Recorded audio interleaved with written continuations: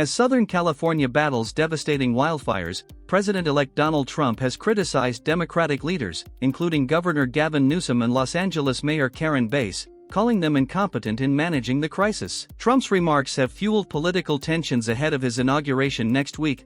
Newsom, who invited Trump to survey the damage and thank first responders, expressed frustration over the politicization of the disaster but emphasized the need for federal support in recovery efforts.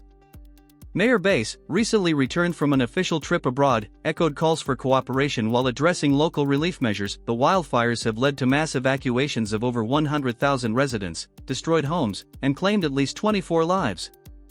Federal Emergency Management Agency, FEMA, aid has been pledged to support recovery efforts, while Trump allies continue to criticize California's environmental and land management policies. As California grapples with rebuilding, all eyes remain on the incoming administration's approach to disaster relief and collaboration with state officials. Suspended South Korean President Yoon Yeol faces an impeachment trial and criminal charges, including allegations of insurrection. Since losing his powers, Yoon has barricaded himself in his Seoul residence, protected by loyal supporters and security forces. An earlier attempt to arrest him ended in a standoff, with Yoon calling the charges politically motivated. He refuses to attend the trial, citing safety concerns, as protests erupt nationwide. Investigators are determined to proceed, extending the arrest warrant. The Constitutional Court's decision on his impeachment will shape the nation's political future. Lebanon's parliament has elected US-backed Army Chief Joseph Aoun as the country's new president, ending a two-year political deadlock. Aoun, supported by the US and Saudi Arabia, secured 99 votes out of 128 in the second round of voting.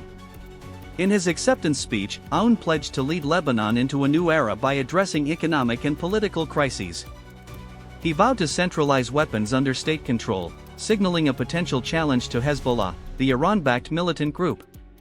Aoun also emphasized a defensive strategy to counter Israeli aggression, marking a shift from Hezbollah's historical role as the primary military force against Israel. Lebanon had been without a president since October 2022, following the tenure of Michel Aoun, a Hezbollah ally. This election is seen as a significant political shift in Lebanon's balance of power, with Aoun's presidency likely to redefine the country's internal and regional dynamics. Zoran Milanović, a critic of the EU and NATO, has been re-elected as Croatia's president in a landslide, securing over 74% of the vote against ruling party candidate Dragan Primorac.